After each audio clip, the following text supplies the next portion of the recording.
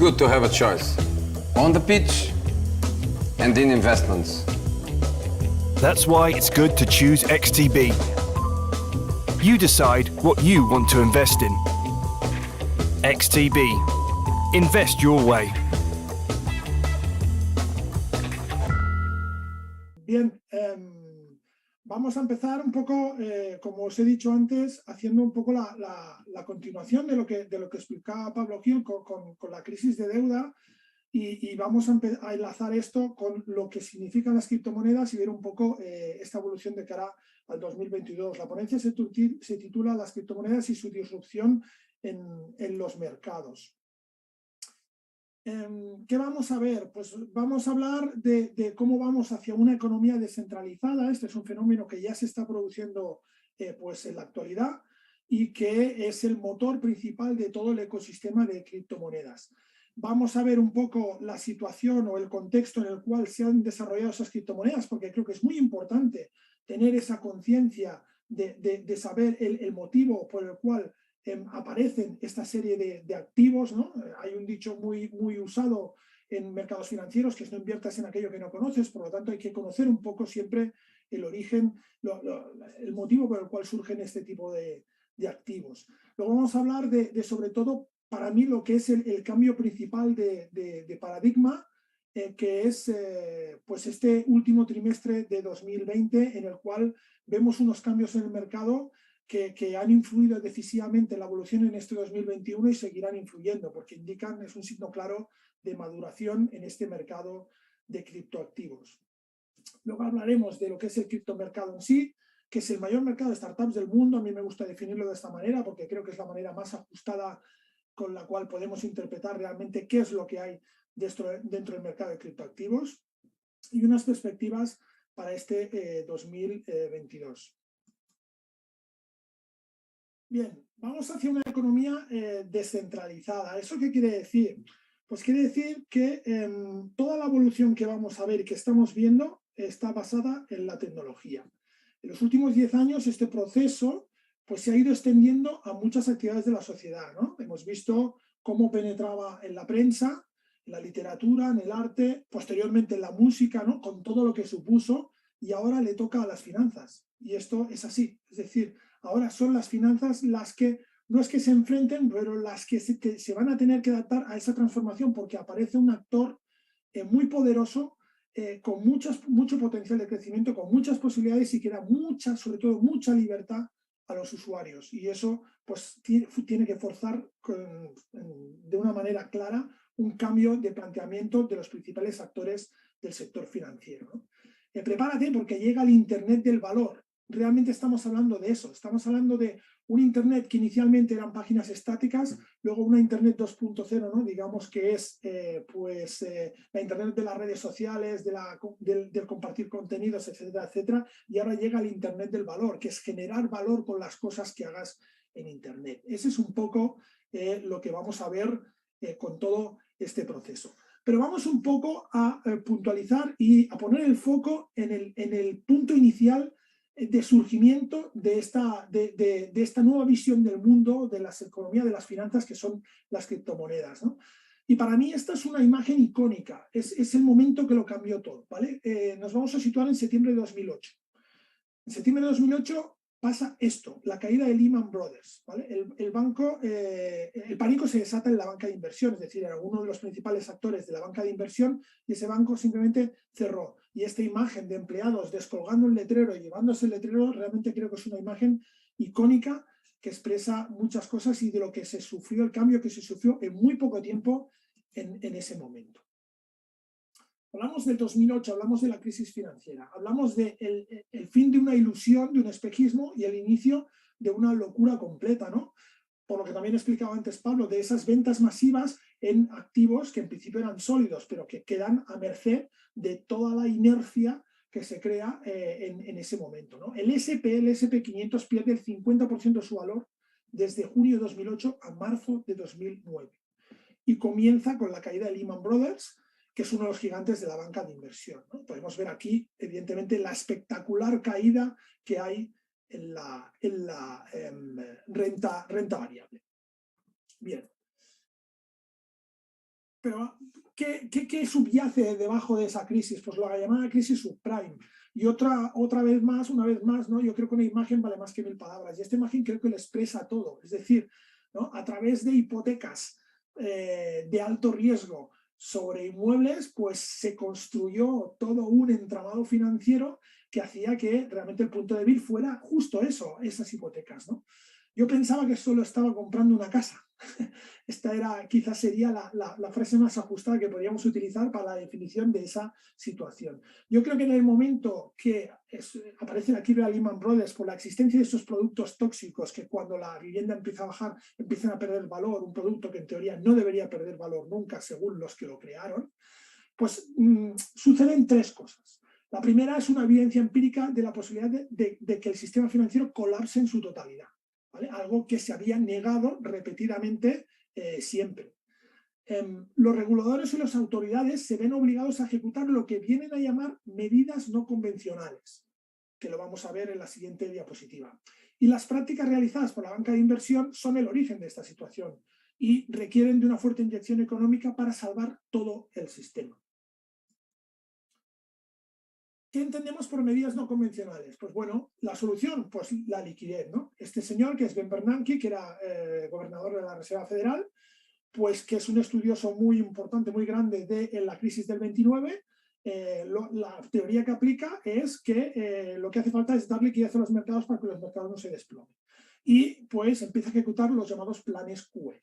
¿Vale? Estos planes QE, el primer plan QE no lo ejecuta Ben Bernanke, lo ejecuta el Banco de Japón en el 2001, con una compra masiva de deuda pública. Fijaos que siempre vamos al mismo punto, ¿no? Que es a comprar esa deuda pública para apalancar todo el sistema.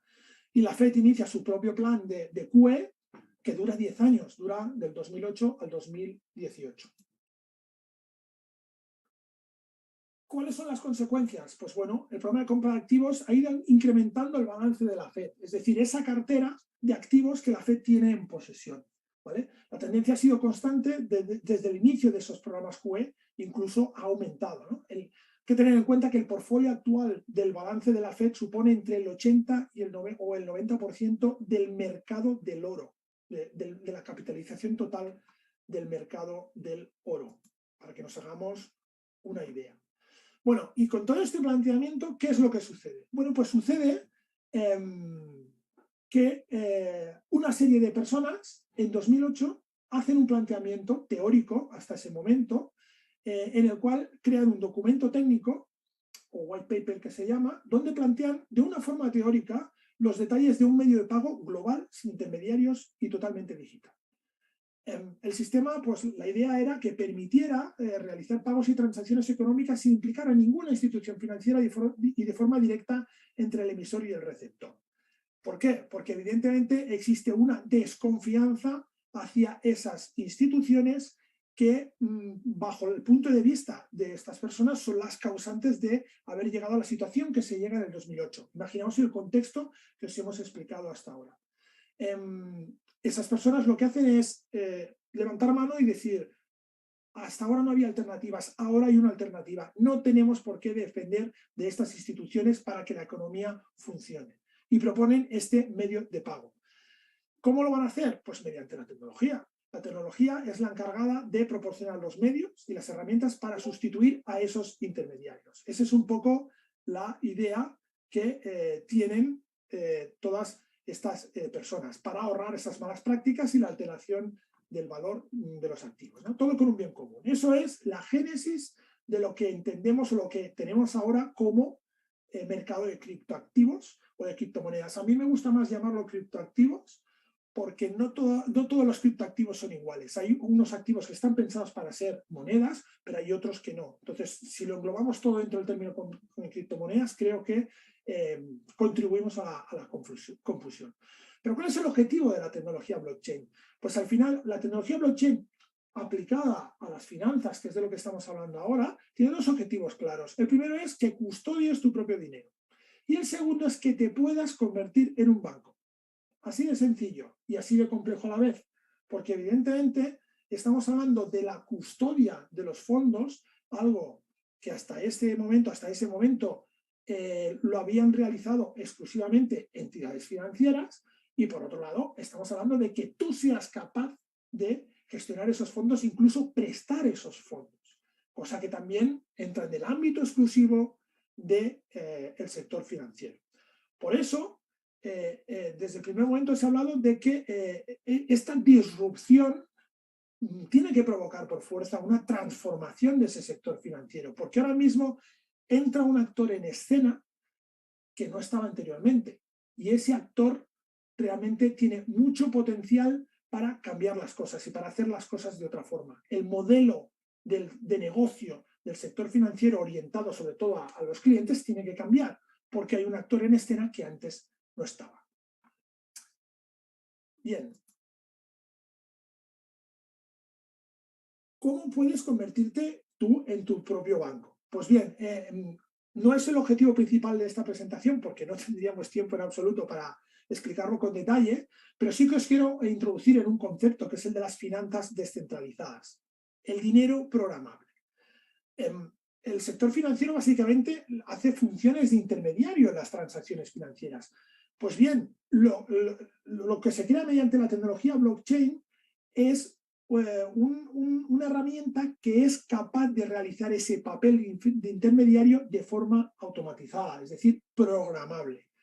Después de Bitcoin, que es la primera criptomoneda, digamos, que aparece, un tiempo después, pero la más destacada que aparece luego es Ethereum, y la característica diferencial de Ethereum es que está montada sobre una red que permite el despliegue de software, es decir, permite ejecutar software encima de esa red, una red descentralizada sobre la cual puede ejecutarse esos programas, ¿no? Esos programas que vamos a llamar contratos inteligentes, es decir, un software capaz de tomar decisiones previamente programadas, evidentemente, pero capaz de tomar esas decisiones. Una de las características principales de Ethereum es que permite la construcción y diseño de aplicaciones encima de su red, basadas en estos contratos inteligentes, lo que conocemos como protocolos o dApps. Es decir, Ethereum proporciona la infraestructura, pero encima de esa infraestructura se pueden construir aplicaciones y protocolos capaces de desarrollar diferentes actividades según como se hayan programado.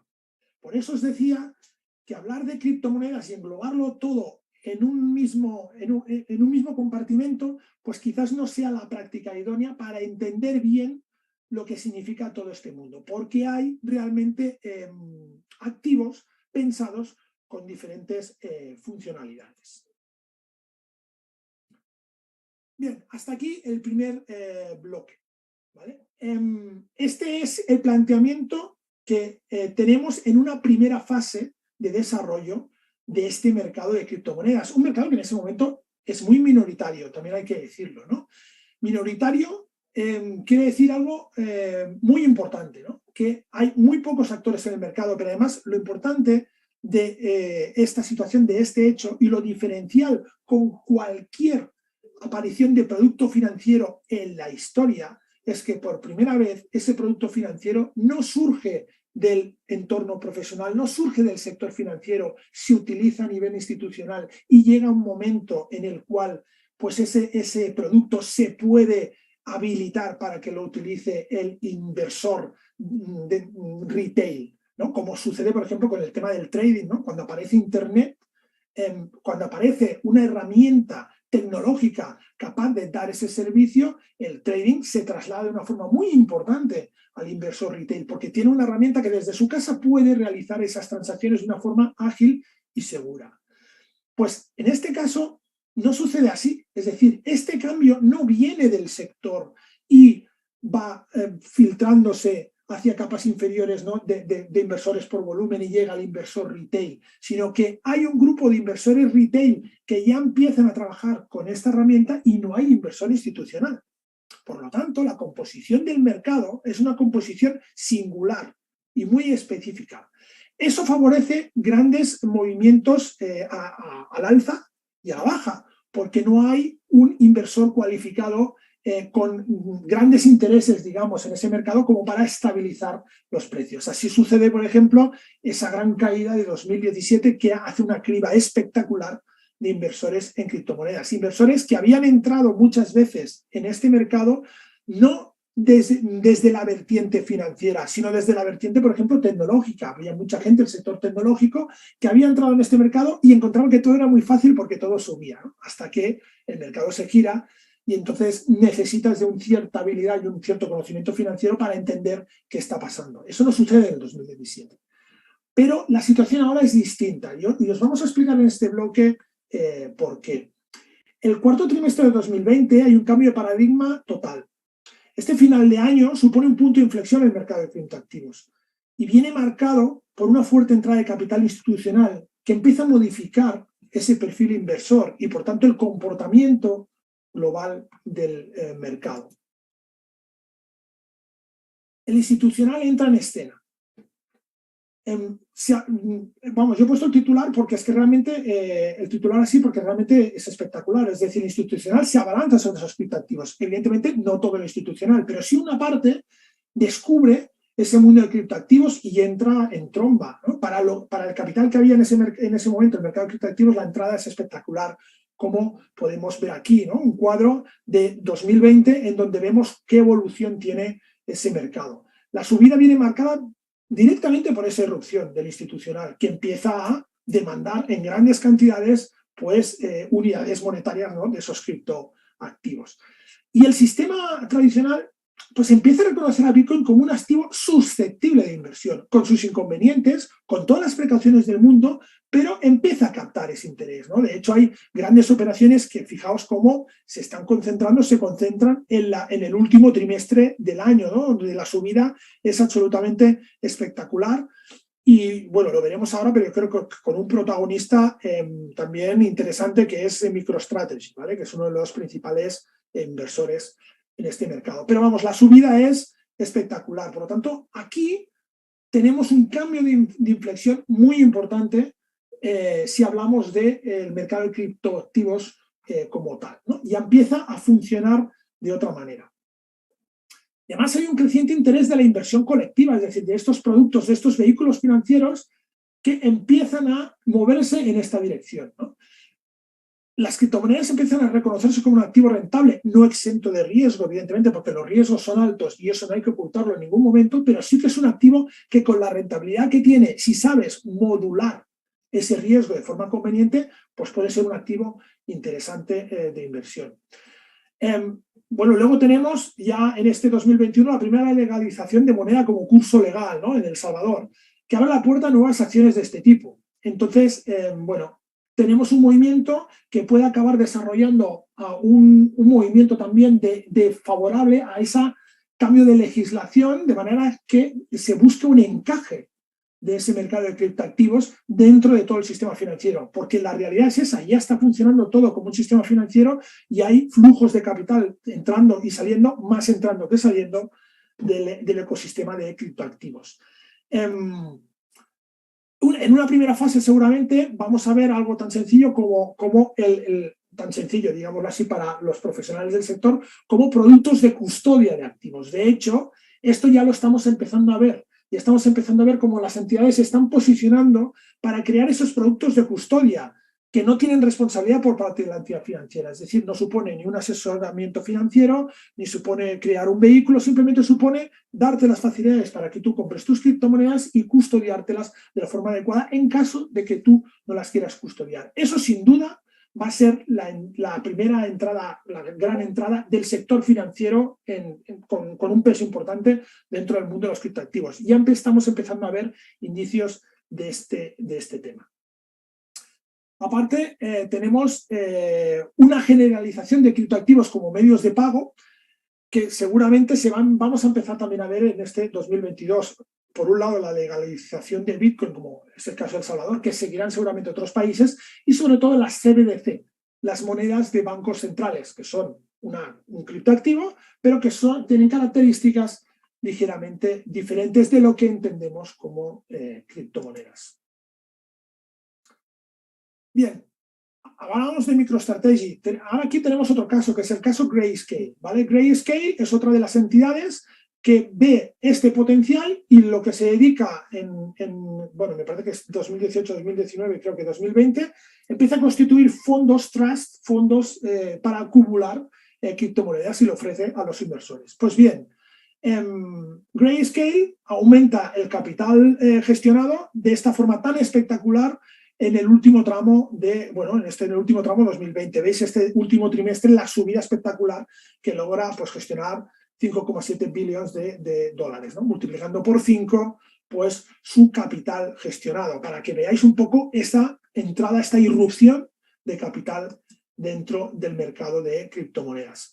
Un aumento que podéis ver, estos son cifras más o menos actuales, en muchísimos vehículos de inversión que hay en este momento, como Alameda Research, Multicoin, Pantera Capital, es decir, pues fondos que a día de hoy, comparando su capitalización con otros fondos, es una capitalización aún modesta, pero que tienen un crecimiento, pues digamos, importante en capitalización, en activos bajo gestión, etcétera, etcétera. Se está creando ya todo un sistema financiero en el mundo cripto.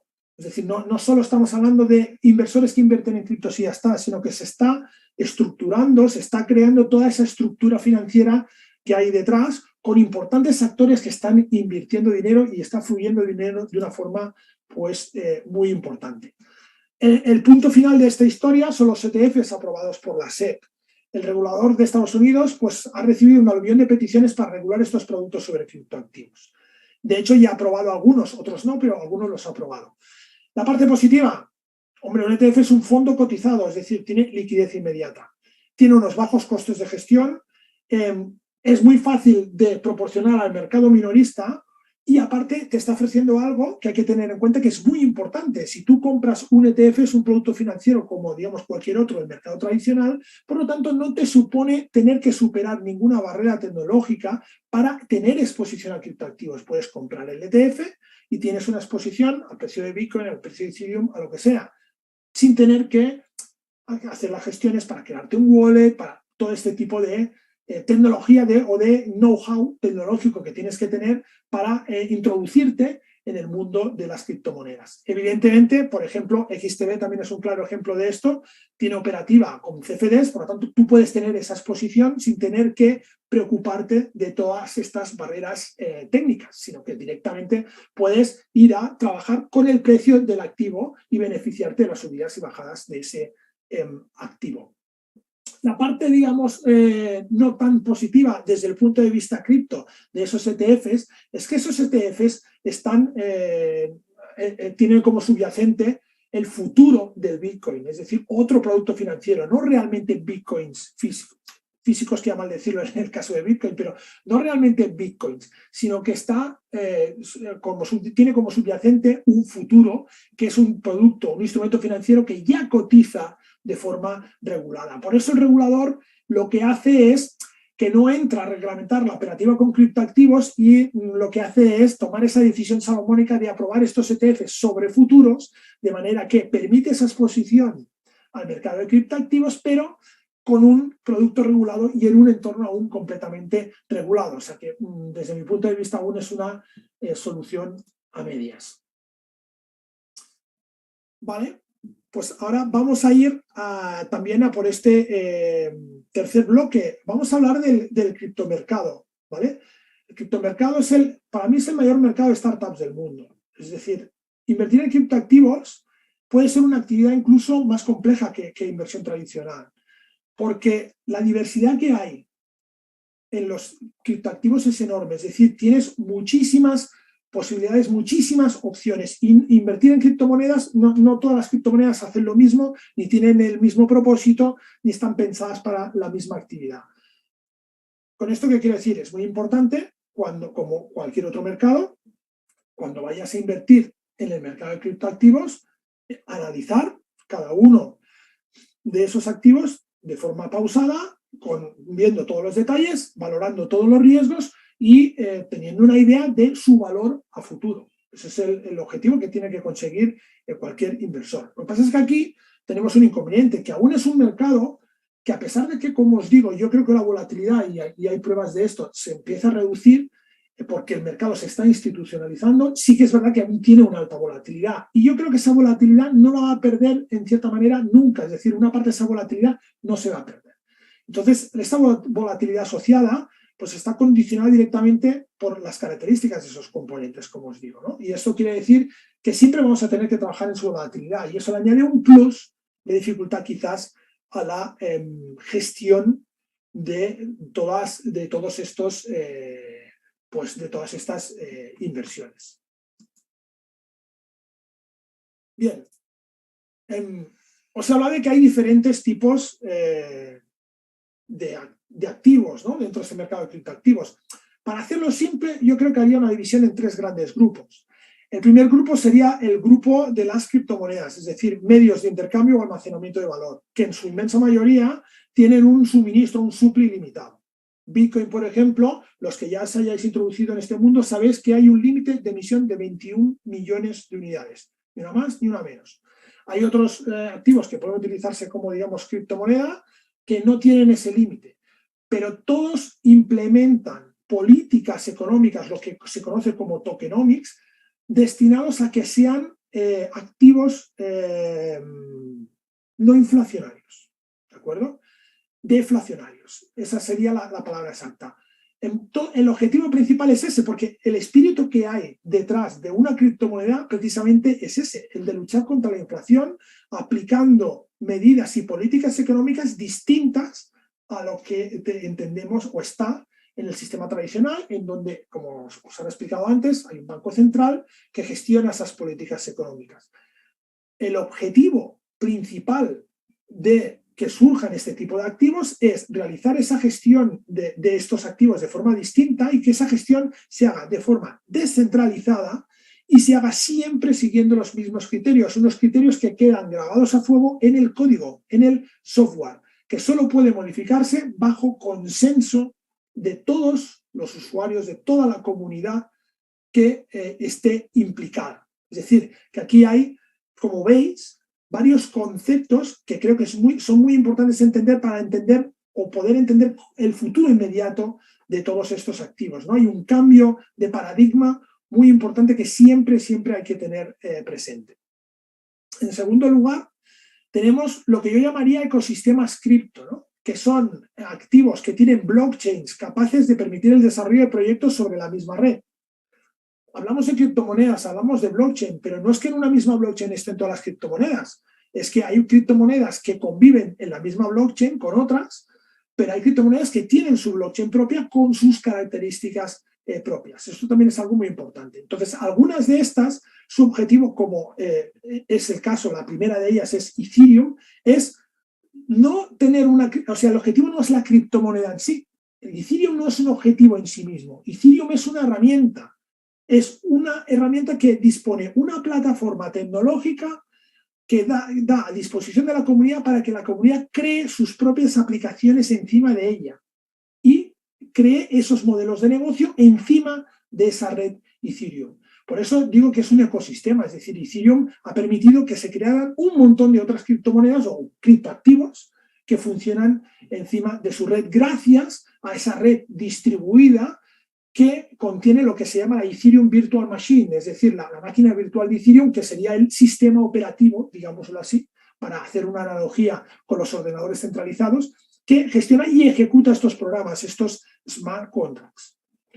El tercer grupo sería el de las criptomonedas centralizadas, porque sí, también hay criptomonedas centralizadas, y dentro de este grupo el principal es las CBDC, las Central Bank Digital Currency, ¿vale?, que son las monedas centralizadas de bancos centrales. Es decir, evidentemente, blockchain es un soporte tecnológico, nos da ese soporte, nos da todas esas herramientas, y el sector financiero ve en blockchain un gran potencial para adaptarlo al modelo actual. También es cierto que se puede adaptar con algunos cambios al modelo actual. Y una de esas adaptaciones puede ser que, evidentemente, si vamos hacia un mundo digitalizado, vamos hacia un mundo donde en la red, donde todas las transacciones se van a hacer de forma digital, ¿no?, más o menos, o la mayoría, poco sentido tiene seguir trabajando con, por ejemplo, dinero físico. Entonces, lo que se plantea es aprovechar las ventajas de la tecnología blockchain para que las transacciones electrónicas actuales ganen en competitividad, ¿no? Y ganen en eficiencia. Y tener en cuenta además que cuando hablamos de eficiencia estamos hablando de menores costes para los intermediarios. O sea, el sector financiero es el primer interesado en ganar esa eficiencia. De hecho, blockchain supone o puede suponer un importante impacto en la cuenta de resultados de las entidades financieras porque puede reducir de forma enorme sus costes, porque hay procesos que se pueden optimizar y automatizar de una forma espectacular. El caso de la moneda del Banco Central sería una criptomoneda emitida por el Banco Central, es decir, en vez de que las criptomonedas, las unidades monetarias, los tokens, se emitan a través de una comunidad descentralizada de ordenadores que mediante un proceso llamado minado, como le quieras llamar, generen esos tokens, pues no, esto se emita bajo orden directa de una autoridad central, que sería el Banco Central. Y se emitan y se lancen a la red. Por lo tanto, esa es otra alternativa que ahora mismo está muy presente y que seguramente vamos a ver impulsada por parte de muchas instituciones y que no tardaremos en ver su funcionamiento pues detallado. De hecho, hay varias iniciativas al respecto. Bien, dentro de este marco y de este mapa, evidentemente el mayor criptoactivo es Bitcoin, ¿vale? Es la aplicación directa del white paper de un alias que se llama Satoshi Nakamoto, que es el que firma ese documento que yo os he mostrado al principio en ese momento de 2008 y que no sabemos si es una persona, si eran varias, evidentemente se supone que es un seudónimo, no se sabe nada acerca de él. De hecho, es uno de los grandes misterios la identidad de Satoshi Nakamoto. Como os he comentado anteriormente, es un activo deflacionario, o sea, tiene un suministro limitado a 21 millones de unidades. Se emiten nuevos tokens por prueba de consenso, es decir, por una determinada prueba matemática, que quien la soluciona es capaz de emitir esos nuevos tokens y quedárselos en su wallet, es decir, tiene una recompensa. ¿Por qué se hace esto? Porque evidentemente el hecho de solucionar este problema, esta prueba matemática, va asociado a que tú tengas un nodo en la red de Bitcoin. Y aparte de solucionar ese problema, lo que haces es gestionar en cierta manera la blockchain, es decir, incorporar las nuevas transacciones a esa blockchain.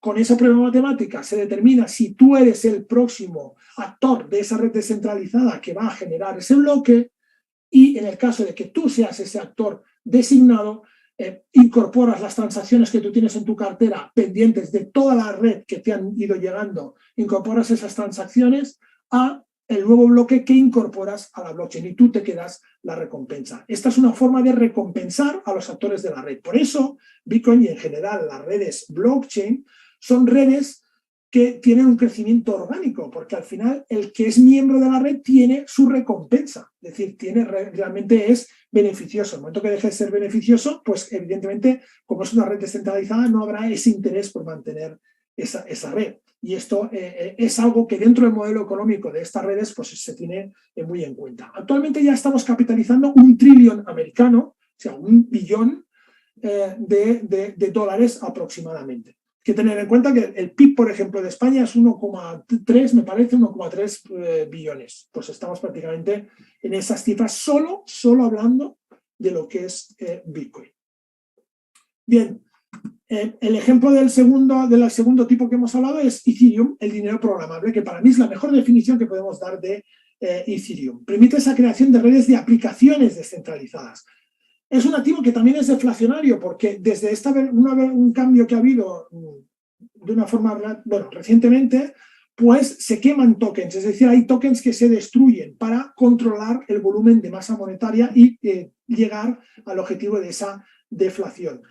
La emisión de tokens no se realiza mediante la resolución de un problema matemático, sino que ya con esta versión 2.0 la opción es, se hace una prueba de stake o proof of stake que se llama, que es que tú tienes que almacenar y depositar unos activos, unos Ethereum que quedan bloqueados y esos Ethereum te van a dar una fuerza de voto para realmente pues tomar decisiones en el ámbito de gestión de la red. Pues podría ser esto homologable a que tú tengas acciones de una compañía y vayas a su junta de accionistas, ¿no? Más o menos, para hacer un ejemplo directo.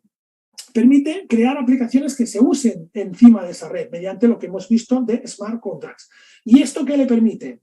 Pues le permite crear una réplica del sistema financiero tradicional. Actualmente sobre la red Ethereum y sobre otras redes también estamos viendo cómo están surgiendo esas aplicaciones descentralizadas, esos protocolos que lo que hacen es crear un software, crear un proyecto que te está ofreciendo un vehículo financiero que en su finalidad es homologable a un vehículo financiero tradicional. Un depósito bancario, por ejemplo. Pues hay productos que serían homologables a ese depósito bancario, que tú depositas una cantidad de un token o un criptoactivo durante un determinado tiempo, plazo de tiempo, y se te remunera con un tipo de interés determinado. Eso ya existe, es decir, la actividad financiera o la posibilidad de ganar dinero en el mundo de las criptomonedas o de los criptoactivos no se ciñe exclusivamente a invertir y esperar a que un activo suba o baje, sino que puedes realizar este tipo de actividades porque ya hay productos, ya hay protocolos que te lo permiten. Y ojo, porque las rentabilidades pues también son interesantes. Evidentemente el riesgo que tú estás incurriendo no es el mismo que el sistema financiero tradicional, eso también hay que decirlo. Por lo tanto, hay que saber valorar muy bien dónde te estás metiendo, dónde estás metiendo tu dinero, pero yo creo que es una posibilidad muy, muy interesante. Dos características sobre este tipo de inversión en el mercado, en el universo de los criptoactivos. La primera es que no es una inversión muchas veces con un plazo determinado de tiempo, es decir, no es como un depósito que normalmente vas a los bancos y te comprometes a tener ese dinero durante 2 años y al cabo de 2 años te dan X cantidad de intereses, no. Lo puedes retirar el dinero en cualquier momento. Y además, evidentemente, tú vas viendo cómo se te generan los intereses prácticamente en tiempo real. Es decir, hay una optimización de los procesos, como os comentaba, en la generación de este tipo de productos. Esto es un ejemplo, pero hay otro tipo de productos. Ya empiezan a haber también productos derivados, por ejemplo, en todo el ecosistema cripto, y otro tipo de productos como son los pools de liquidez, ¿vale? Los pools de liquidez sería lo que hemos hablado antes de poder convertirte tú en un banco, es decir, poder prestar tu dinero a cambio de que te den una rentabilidad.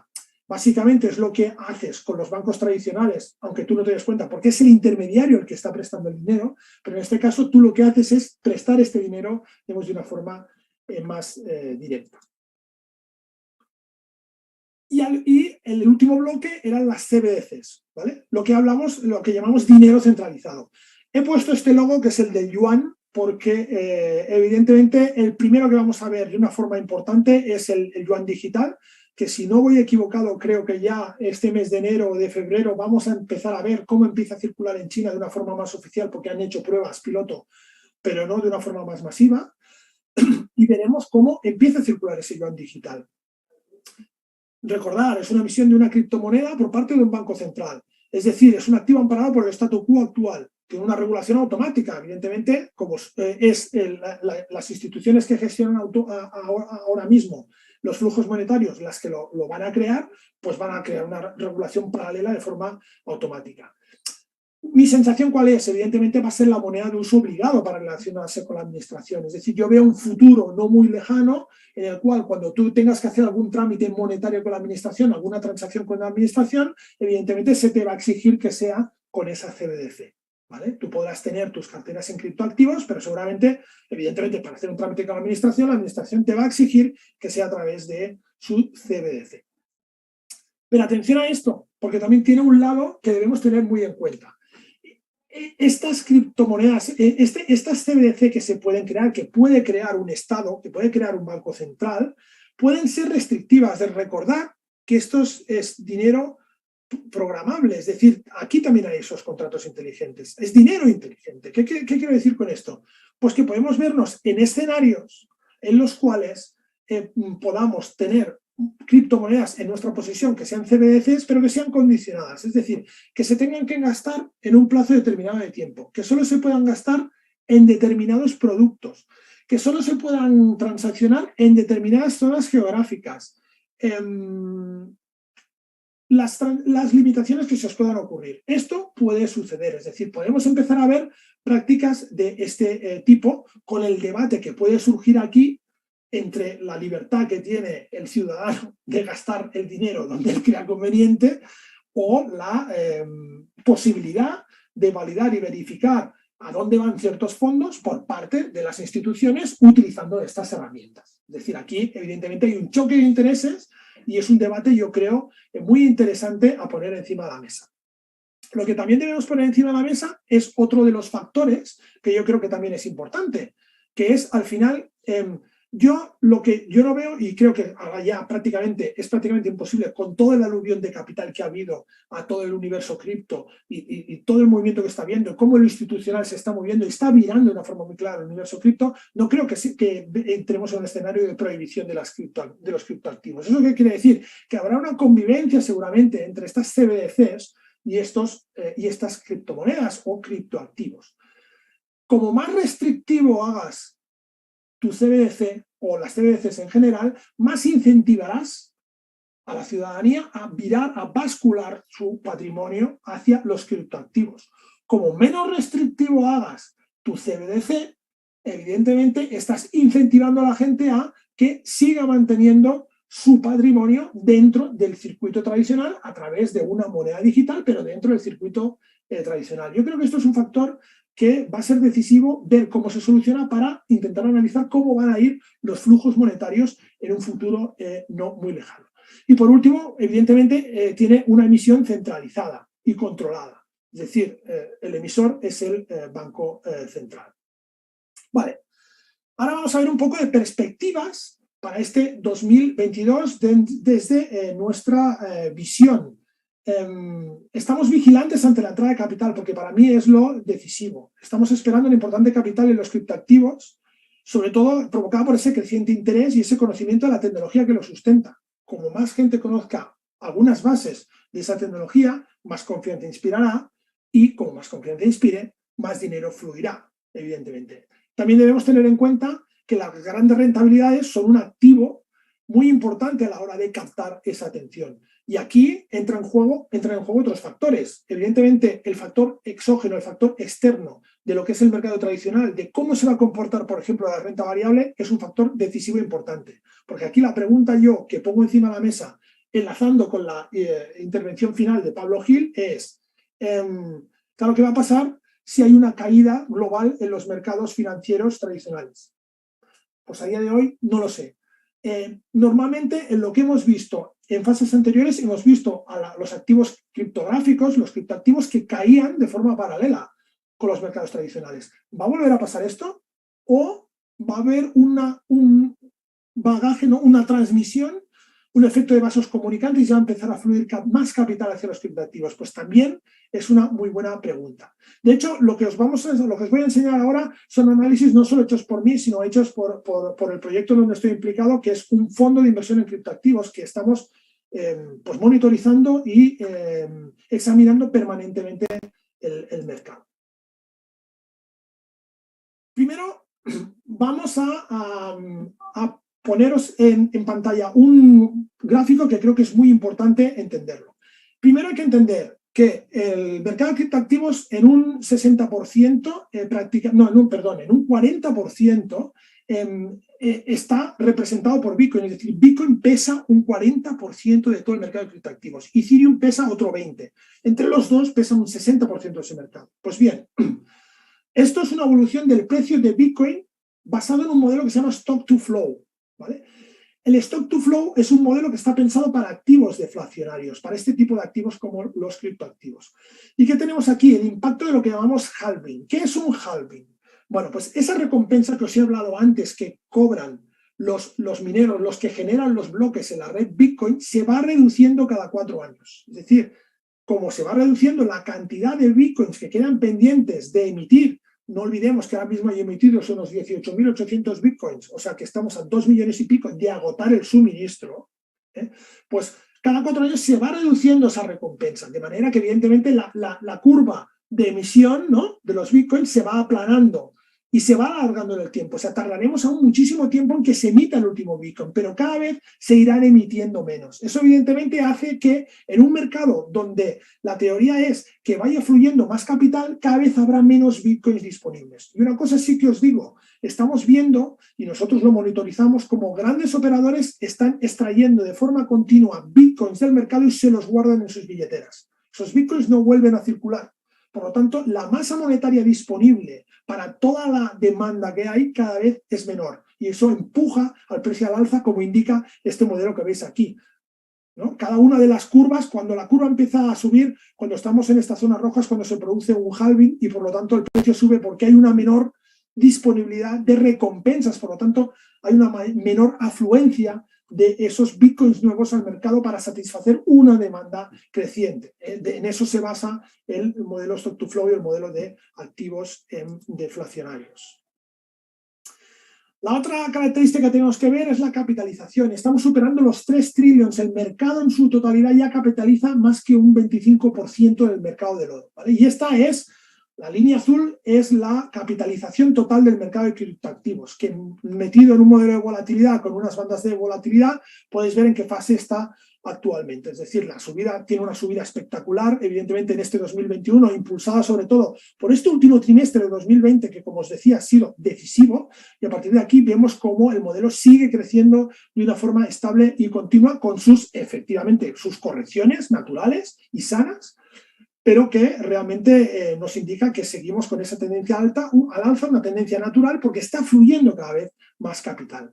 Desde el punto de vista de la volatilidad, esperamos fuertes movimientos, pero con una volatilidad tendiente a la baja. Pero evidentemente, con una subida, unas subidas tan espectaculares como estas, pues es normal que haya correcciones también, desde un punto de vista, digamos, más tradicional, severas. Pero si lo miramos con proporcionalidad, pues son pérdidas, digamos, asumibles dentro de esas grandes rentabilidades. Y el volumen, pues yo creo que este 2022 se extenderá la adopción impulsada con iniciativas como la de El Salvador y veremos sobre todo un fuerte aumento de las finanzas descentralizadas, que creo que es una de las claves. Cuando hablamos de finanzas descentralizadas, hablamos de todas esas aplicaciones que replican el sector financiero. Pues bien, deciros otro dato, y el dato es, a día de hoy, el capital bloqueado dentro de esas finanzas descentralizadas, ojo, no el capital que la gente, no el capital que está invertido en los tokens, en los criptoactivos representantes de esos protocolos, sino el capital que está metido ahí para producir beneficios, para producir más capital, el capital prestado o invertido, supera los 300.000 millones de dólares en este momento. Es decir, que no es nada despreciable, con un crecimiento también espectacular. Entonces, estamos dentro ya de un fenómeno que, lo que os decía, yo creo que no se puede hablar ya ni de prohibición ni de cosas por el estilo, porque estamos ya con unas cifras que desmontar esto es muy complejo y prácticamente, digamos, imposible. Bien, hemos visto cómo el mercado realmente ha ido variando desde ese 2017 con una erupción muy importante en este 2020. Bien, pues uno de los factores que también vamos a tener en cuenta este año, que nosotros monitorizamos muy de cerca, son las llamadas ballenas. ¿Qué entendemos como ballenas en el mundo de los criptoactivos? Pues bueno, las ballenas son los grandes operadores, ¿vale? Operadores que realizan operaciones de mucho volumen. Bueno, aquí estamos hablando de operaciones de más de 10 millones de dólares. Lo que os decía, en los últimos 90 días, esas ballenas han extraído del mercado 20 mil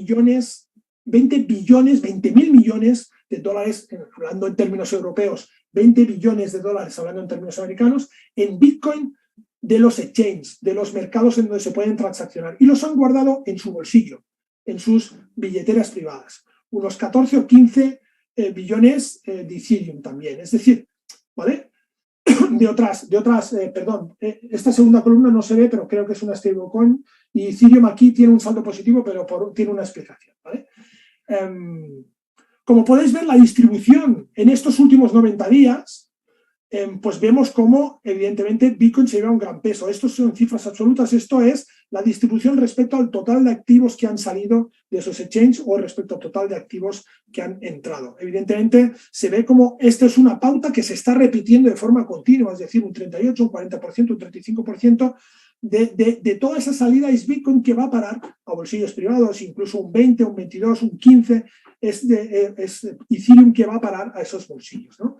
En Ethereum ha habido un movimiento en esta última semana muy importante que sale como un movimiento de transacción de este tipo que quizás no debería salir, que era un movimiento interno en uno de los exchanges, ¿vale? Entonces, pues bueno, hay una pequeña polémica en este dato, porque son 7.000 millones que desequilibran mucho los gráficos y que, bueno, hay casos que se pueden dar, ¿no? Resulta que era una billetera interna de un exchange, ha hecho un movimiento interno y se ha detectado como movimiento externo.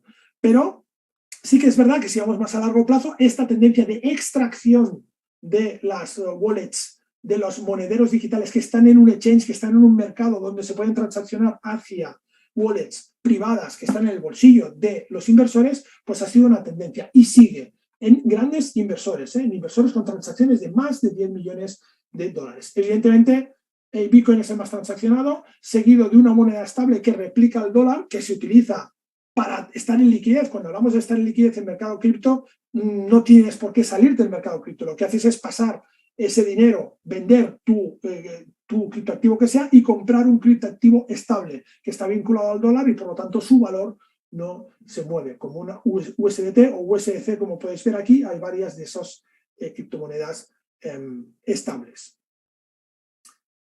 Y por último mencionar, pues también el mercado de derivados. El mercado de derivados que nos muestra una perspectiva muy interesante. Respecto al mercado de futuros, podéis ver cómo hay un vencimiento muy importante el 31 de diciembre de 4.000 millones de dólares o 4 billions en posiciones abiertas en Bitcoin y Ethereum principalmente, ¿vale? En este mes de noviembre pues tenemos vencimientos de 100 y pico millones y ya empieza a haber posiciones abiertas a 3 de diciembre. Pero atención a ese vencimiento, a cómo evoluciona esa gran masa de posiciones abiertas en diciembre, porque puede marcar un poco ese cambio de año. Respecto al mercado de opciones, pues tenemos posiciones abiertas en estos momentos por valor de 400.000 millones de dólares hasta 31 del 12.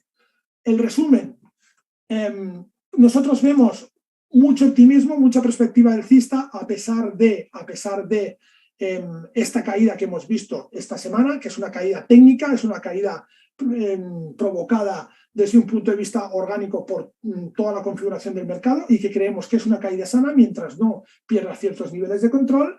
Y realmente creo que quería acabar mi exposición con una reflexión, ¿no? Yo no voy a ser el que os diga que metáis todo vuestro capital en criptomonedas porque sería un imprudente. Pero de la misma forma que creo que eso es una imprudencia, a día de hoy, con todos esos datos que he puesto encima de la mesa, creo que es igual de imprudente no tener una parte de nuestro patrimonio en criptomonedas. Más pequeño, más grande en función de nuestro perfil de riesgo, pero creo que es algo que deberíamos tener, porque si este mercado tiene el recorrido que nosotros sospechamos, puede darnos grandes alegrías. Nada más.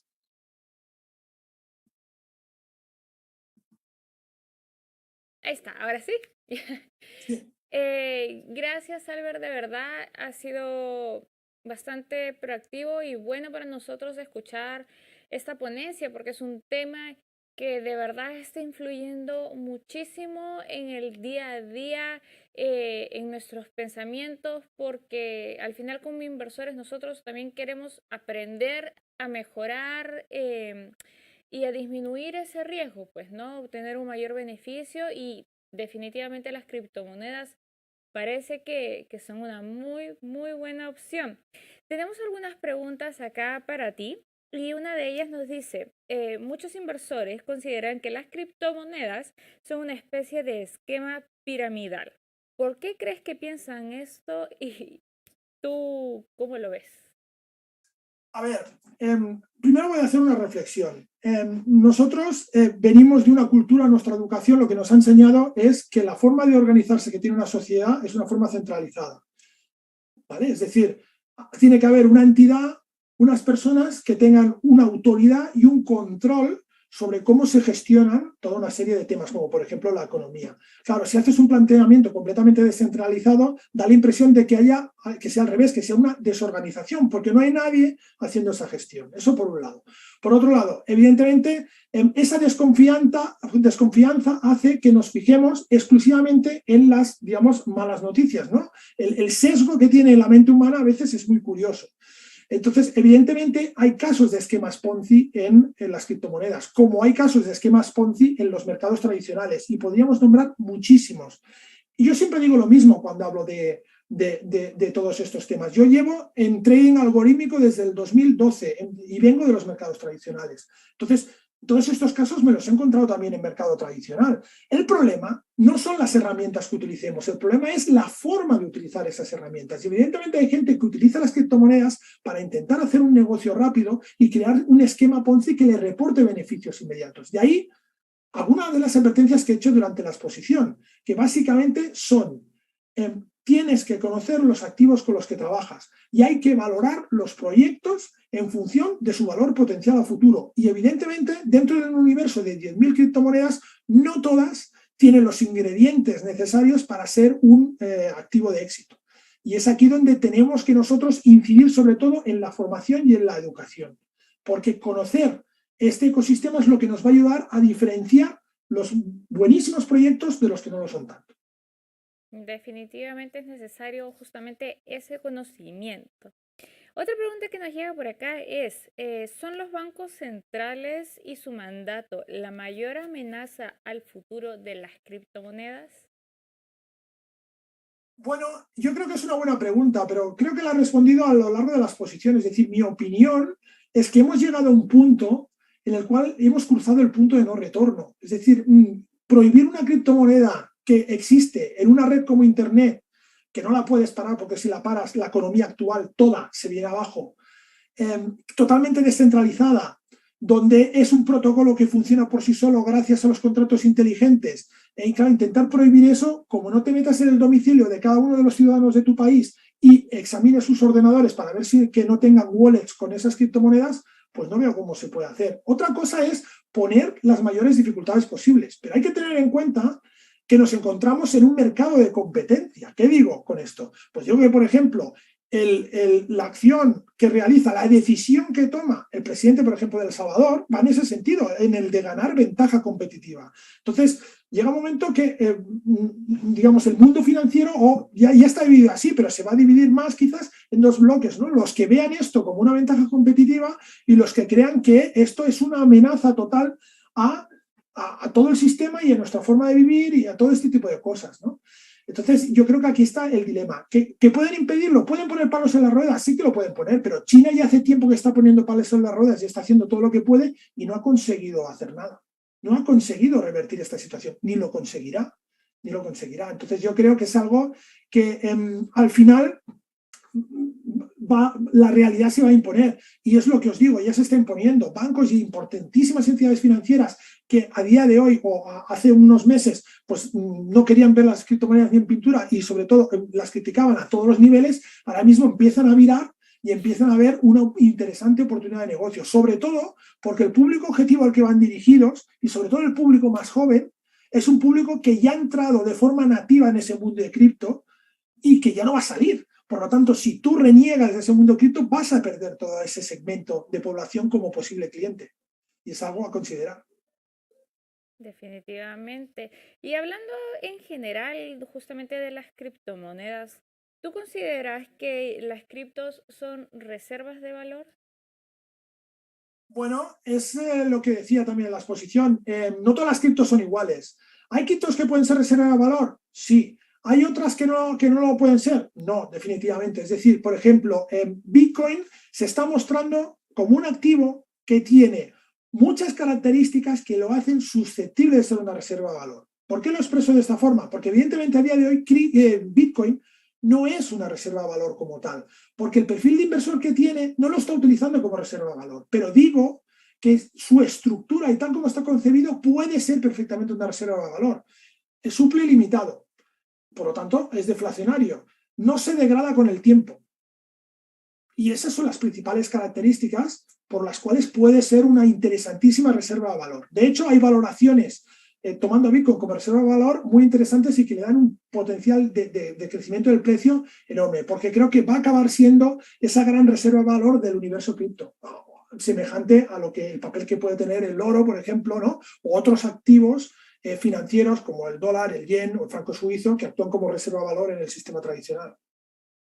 Definitivamente es claro lo que sucede con las criptomonedas y te damos muchísimas gracias por haber estado con nosotros este tiempo, por haberte dado este pequeño espacio para poder explicarles a todos los que nos ven cómo funcionan, qué tener en cuenta, distintas estrategias y tus conocimientos que de verdad nos ayudan muchísimo para poder continuar con este instrumento tan importante en el mercado. Te damos gracias, esperemos vernos pronto. Eso espero. Un saludo a todos los oyentes de XTB y si alguien tiene cualquier duda o lo que sea, en esta última diapositiva están mis datos de contacto. Responderé con gusto a las dudas o inquietudes que podáis tener.